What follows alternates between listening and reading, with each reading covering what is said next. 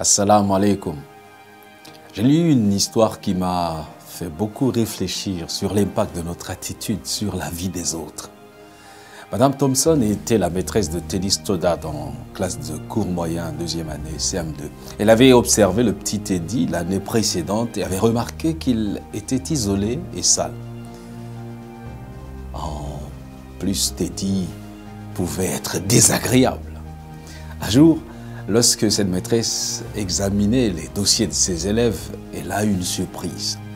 L'enseignante de Teddy à la CIL a écrit « Teddy est un enfant brillant qui a le rire facile. Il fait son travail proprement et de bonne manière. C'est un plaisir de le côtoyer. » Son enseignant de CE1 a écrit « Teddy est un excellent élève, apprécié de ses camarades de classe, mais il est perturbé par le fait que sa mère est en phase terminale de cancer et que la vie à la maison doit être difficile. » Son enseignant de CE2 a écrit « La mort de sa mère a été difficile pour lui. Il essaye de faire de son mieux, mais son père ne montre pas beaucoup d'intérêt.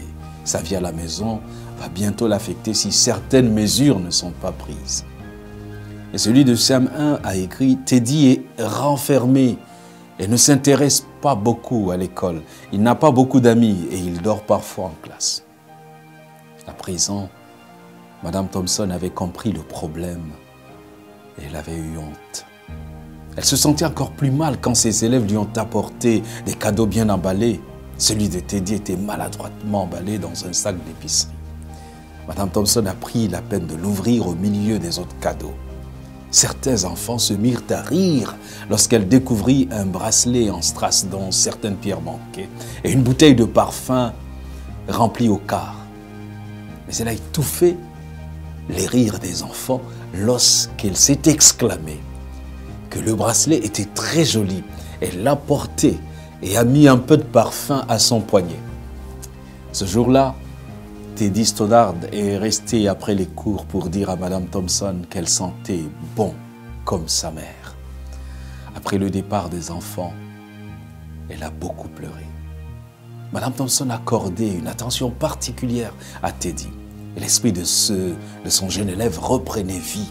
Elle l'encourageait à chaque occasion. À la fin de l'année, Teddy était devenu l'un des meilleurs élèves de la classe et très aimé de la maîtresse. Un an plus tard, Madame Thompson a trouvé un mot de Teddy sous sa porte, lui disant qu'elle était toujours la meilleure enseignante qu'il ait eue de toute sa vie.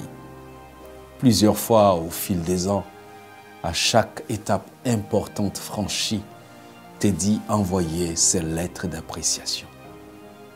Une de ces fois, la lettre était signée Theodore F. Stoddard, docteur en médecine. L'histoire ne s'arrête pas là. Il y avait encore une autre lettre où il demandait à Madame Thompson de prendre la place de la mère du marié.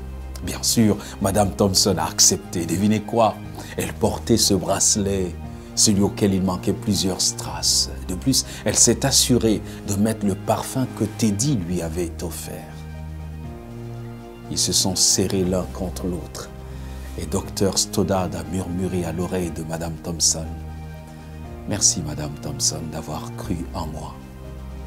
Merci beaucoup de m'avoir fait sentir que j'étais important et de m'avoir montré que je pouvais être et je pouvais faire la différence. » Madame Thompson, les larmes aux yeux, lui a répondu en chuchotant.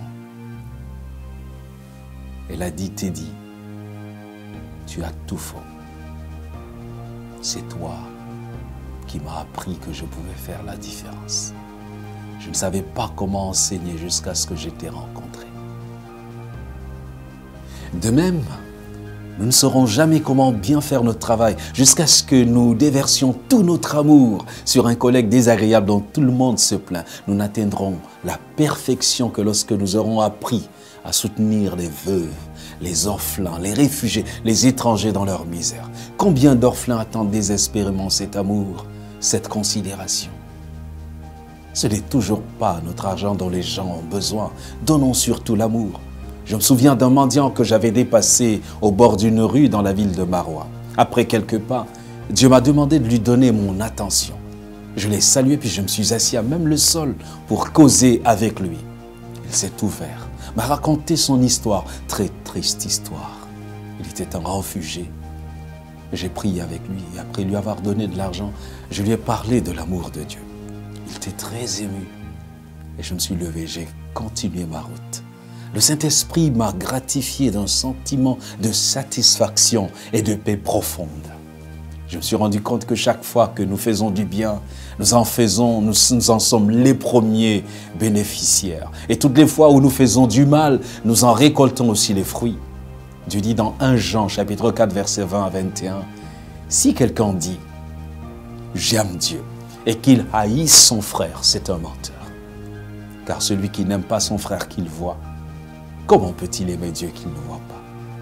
Et nous avons de lui ce commandement, que celui qui aime Dieu aime aussi son frère. » À l'occasion d'un service à la mémoire de Hubert Humphrey, ancien vice-président des États-Unis, des centaines de personnalités sont venues du monde entier pour rendre hommage à leurs vieilles amies et collègues. Mais l'une d'entre elles a été ignorée par presque tout le monde. C'était l'ancien président Richard Nixon. La honte et l'infamie du scandale du Watergate étaient encore fraîches dans les mémoires. Il était de retour à Washington pour la première fois depuis sa démission ou encore impeachment de la présidence. Le président Jimmy Carter est entré dans la pièce. Avant de s'asseoir, il a vu Nixon tout seul. Il s'est approché de lui, lui a tendu la main et lui a adressé un large sourire. Puis les deux hommes se sont embrassés et Carter a dit « Bienvenue à la maison, Monsieur le Président, bienvenue à la maison. » Commentant cet événement, le magazine Newsweek a affirmé « S'il y a eu un tournant dans le long calvaire de Nixon dans le désert, ce fut ce moment et ce geste d'amour et de compassion. » Regardons autour de nous et faisons la différence dans la vie des personnes rejetées à cause d'un handicap, d'un péché, d'une faiblesse, de la pauvreté. Réchauffons un cœur aujourd'hui. Aimons-nous. L'amour, c'est juste un sourire, un mot gentil, une parole d'encouragement, une accolade, un coup de fil, juste un coup de fil, une visite, une aide, un pardon, une prière, un cadeau. L'amour, c'est rester quand tout le monde est parti. L'amour, c'est pardonner et tirer un trait sur le passé. L'amour, c'est ce que Dieu nous a montré en donnant Jésus-Christ. Et je vous assure, ça fait la différence dans notre vie et dans celle des autres. Prions chaque matin avant de sortir. Seigneur, je veux faire la différence dans la vie de quelqu'un. Que Dieu vous bénisse.